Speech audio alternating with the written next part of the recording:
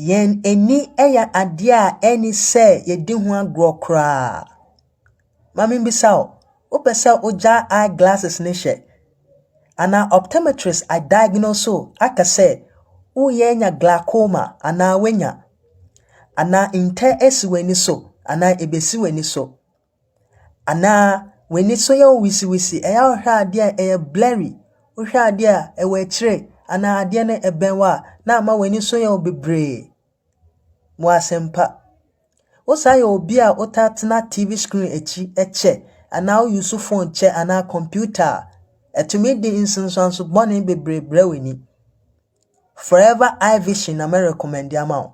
Enya eye care product bia na eye care product.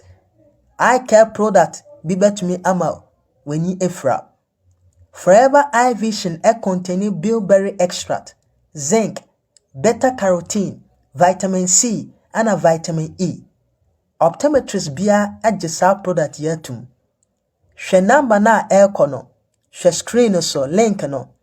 Press it. Your special 40% discount amount. O make you order a free delivery. Mia, ne make order.